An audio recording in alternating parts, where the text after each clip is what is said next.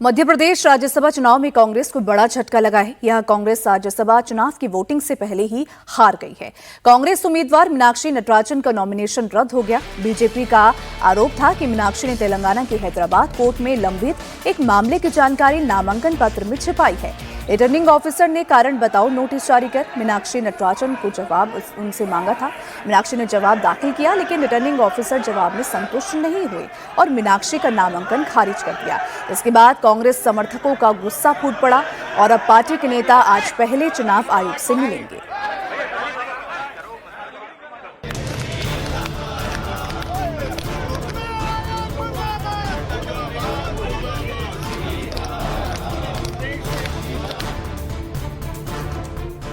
मीनाक्षी नटराजन का नामांकन रद्द होने के बाद कांग्रेस नेता सड़कों पर उतर आए हैं। बीजेपी और चुनाव आयोग के खिलाफ जमकर नारेबाजी कर रहे हैं।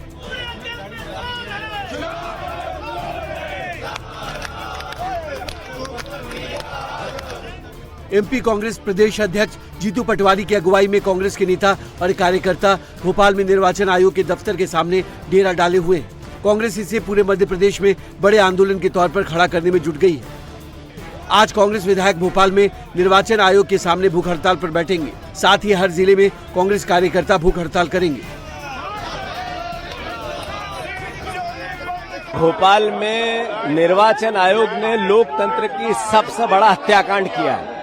जिस तरीके से महिला आरक्षण की बात करने वाला भारतीय जनता पार्टी और नरेंद्र मोदी का दल एक महिला के निर्वाचन को बिना नियमों से रद्द करना, ये देश की भावी पीढ़ी के साथ एक तरह से हत्या हो रही है, लोकतंत्र की हत्या हो रही है। ये सौभाग्य है हमारा कि हमें अवसर मिला इस लड़ाई को पूरे देश में निर्णायक रूप में ले जाने का। मध्य प्रदेश की आम जन, मध्य प्रदेश की जनता, मध्य प्रदेश के परिवार, मध्य प्रदेश के जैन जी इस लड़ाई को देश में अंतिम चरण तक लेके जाएगी। लोकतंत्र बचाना है, ये देश के लोकतंत्र की आजादी की लड़ाई की शुरुआत है। नॉमिनेशन रद्द होने के बाद कांग्रेस नेता मीनाक्षी नटराजन ने आरोप लगाया कि अभी तक बीजेपी वाले वोट चोरी कर रहे थे, लेकिन मध्य प्रदेश में तो बीजेपी ने राज्यसभा की सीट ही चुरा ली। जब सदस्य संख्या पूरी नहीं होते हुए भी एक तीसरा प्रत्याशी सत्तारूढ़ दल भारतीय जनता पार्टी ने उतारा, वहीं से शुरुआत हो गई और हमें ये समझ में आने लगा कि ये किस तरह से संविधान को, लोकतंत्र को कुचलने की राजनीति, लोकतंत्र को प्ले करने की राजनीति कर रही है। पर वोट चोरी तक जो मामला सीमित था, आज वो सीट चोरी एसआईआर के बाद ही शुरू हो गई और अब ये क्लियरली यहाँ पर राज्यसभा के चुनाव को भी, जैसे इन्होंने मध्य प्रदेश में पिछले समय में कोऑपरेटिव के चुनाव और अन्य चुनावों को किया है, वैसा ही बनाने की कोशिश हो रही है।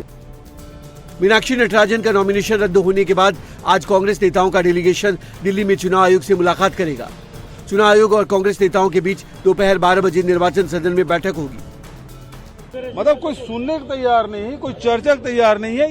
ये किस प्रकार से, जब निर्वाचन आयोग को पता है कि राज्यों में राज्यसभा के चुनाव हो रहे हैं, यदि कोई गड़बड़ी होगी तो शिकायत ले कहाँ जाएंगे? तो यहीं आएंगे और यहाँ कार्यालय 5:30 बजे के बाद बंद। ये कैसी डेमोक्रेसी है? इससे पहले मीनाक्षी नटराजन का नामांकन रद्द होने के बाद मंगलवार को कांग्रेस का डेलीगेशन दिल्ली में चुनाव आयोग के दफ्तर पहुंचा था, लेकिन दफ्तर बंद होने की वजह से कांग्रेस नेताओं को अंदर जाने नहीं दिया गया, जिससे नाराज कांग्रेस नेता धरने पर बैठ गए। हमारे उम्मीदवार पर कोई एफआईआर नहीं है, कोई चार्जशीट नहीं है, कोई मुकदमा नहीं है, लेकिन जानबूझ के लोकतंत्र की हत्या करने की जो कोशिश की जा रही है। निर्वाचन आयोग इस देश के लोकतंत्र का संरक्षण करने के लिए है और हम सब यहाँ पर आए आवेदन देने के लिए। लिखित में हमने 2 घंटे पहले बताया था, ना तो अंदर जाने दे रहे हैं, ना निर्वाचन हमसे मिल रहा है। हम किसको कंप्लेन करेंगे? इस लोकतंत्र में हमारी वो सीट जो हम जीत रहे थे, उनके नामांकन को बिना कारण के रद्द किया गया है। पूरे देश में लोग देख रहे हैं कि लोकतंत्र को तार तारे सरकार कर रही है और भाजपा की एकमात्र कोशिश है कि सत्ता और ताकत को हड़पना। और लोकतंत्र में अगर हमारी आवाज सुनने वाला कोई नहीं है, हमारे पास सारे विकल्प खुले हैं। हम न्यायपालिका का दरवाजा भी खटखटाएंगे। चुनाव आयोग के दफ्तर के बाहर काफी देर हंगामे के बाद सिर्फ 2 नेताओं को चुनाव आयोग के दफ्तर के अंदर जाने की इजाजत मिली, जिसके बाद केसी वेणुगोपाल और भूपेश बघेल चुनाव आयोग से शिकायत करने पहुंचे। कांग्रेस भले ही बीजेपी पर सीट चोरी का आरोप लगा रही हो, लेकिन बीजेपी का दावा है कि असल में खेल कांग्रेस पार्टी के नेताओं ने ही किया है। कांग्रेस के अंदर हमें जो कागज मिले वो किसने दिए? जी कहाँ से आए हमारे? तेलंगाना से। कहाँ से आए भाई? और इसलिए कांग्रेस की क्या स्थिति आप समझ सकते हैं। मतलब हमारे पास तेलंगाना का कागज आ रहा है, तेलंगाना में सरकार इनकी है, सरकार इनकी है, तो आप समझ सकते हैं आप कि हमें कांग्रेस के ही लोगों ने जानकारी दी होगी, हमारे पास तो कोई जानकारी थी नहीं। तो कांग्रेस की ये स्थिति है, ये भले बेंगलोर ले जाएं या लंदन ले जाएं, चुनाव हम जीतते क्योंकि सभी देश की जनता को मोदी जी पे विश्वास, मोदी जी के काम पे विश्वास, मोदी जी के विकास पे विश्वास। अब जरा उस केस को भी जान लीजिए जिसकी जानकारी छिपाने की वजह से मीनाक्षी नटराजन का नॉमिनेशन कैंसिल हो गया। 11 मई 2025 को शिकायतकर्ता ए श्रीलता की शिकायत के आधार पर मामला दर्ज किया गया था।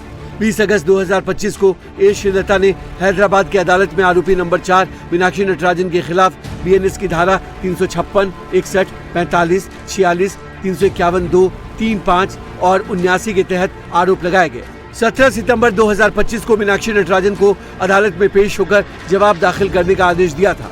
24 अक्टूबर 2025 को मीनाक्षी नटराजन ने हलफनामा दाखिल कर खुद को बेगुनाह बताते हुए केस खारिज करने की मांग की थी। 17 नवंबर 2025 को कोर्ट ने मामले को खारिज करने के बजाय सुनवाई जारी रखी। मीनाक्षी नटराजन ने नॉमिनेशन के वक्त एफिडेविट में इसी केस की जानकारी नहीं दी थी। इसी आधार पर रिटर्निंग ऑफिसर ने मीनाक्षी नटराजन का नामांकन रद्द कर दिया। इस पर मध्य प्रदेश के मुख्यमंत्री मोहन यादव ने कांग्रेस पर निशाना साधते हुए कहा कि कांग्रेस को हार का डर था, इसलिए जानकारी छिपाई और ये सियासी ड्रामा किया। मुझे तो लगता कांग्रेस को हार का डर था कि उनके जहाज में 75 लोगों का जहाज और 18 लोगों को लेके बेंगलोर गया।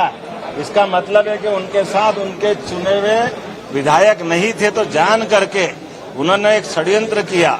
यह षड्यंत्र उसी प्रकार का है जैसे पूर्ववर्ती लोकसभा के कार्यकाल में भी चुनाव के समय उनका इंदौर का प्रत्याशी मैदान छोड़ गया था। तो जान करते हार से बचने के जो हथकंडे कांग्रेस अपना रही है, मुझे लगता कांग्रेस को आत्मविश्लेषण करना चाहिए। अपने इस प्रकार के व्यवहार के लिए जनता से, मध्य प्रदेश की जनता से माफी मांगना चाहिए। मीनाक्षी नटराजन के नामांकन रद्द होने के साथ ही बीजेपी के तीसरे उम्मीदवार केवट राम की जीत का रास्ता साफ हो गया। इसी के साथ अब बीजेपी के तीनों उम्मीदवारों का निर्विरोध चुना जाना तय है। रिटर्निंग अफसर के फैसले के बाद बीजेपी में जश्न का माहौल है, तो कांग्रेस चुनाव आयोग से शिकायत करने वाली है।